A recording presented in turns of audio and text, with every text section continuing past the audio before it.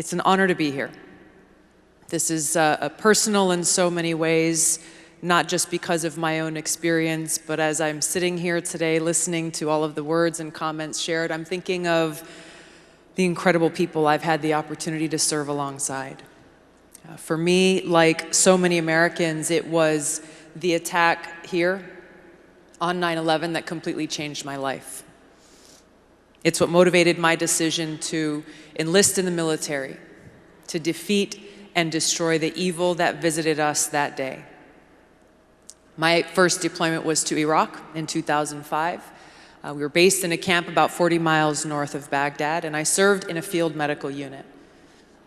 The very first task that I had every single day was to go through a list, name by name, of every American casualty and an injury that had occurred in the previous 24 hours.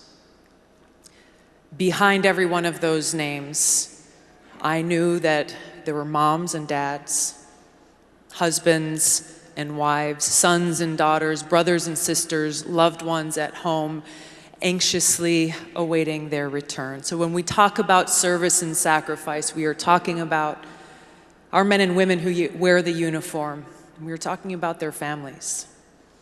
My journey began when I first enlisted as a private over 16 years ago, shipped off to basic training in South Carolina in the middle of the boiling summer. Had a lot of good training. I'm proud to still serve as a major in the Army National Guard today. And most of all, my gratitude every day, every time I get to wear the uniform, is for the great patriots that I get to serve alongside.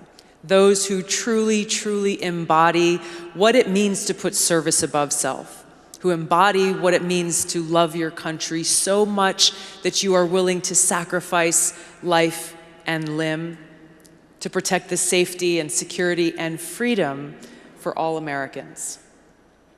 So every year when Veterans Day rolls around, it's a deeply personal day for so many of us. You can imagine our frustration when we hear politicians giving flowery speeches, while too easily and too often they are the very same people who are unnecessarily sending our men and women into harm's way, and then not taking care of our veterans when we come home, failing to make sure that every single veteran who is homeless actually has a roof over their head, failing to do what is necessary to stem the epidemic of veteran suicide that takes 22 lives every day, failing to do what is necessary to take care of the hundreds of thousands, if not millions, of my brothers and sisters in uniform who've been exposed to toxic burn pits. This is the Agent Orange of our generation, and we are already losing too many lives. So as we approach Veterans Day, on Veterans Day and every other day, I hope that we can all take this pledge to heart, that as Americans, as patriots, as leaders and influencers all across our country, to honor our men and women in uniform, to make sure that no veteran is left behind.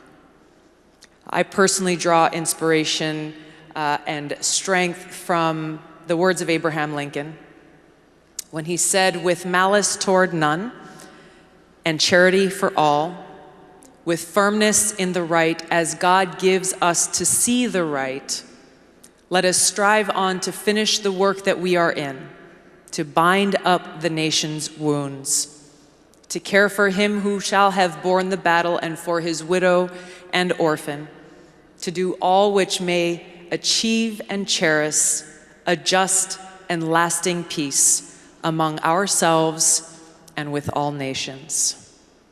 Thank you for standing with our veterans today and always. Aloha.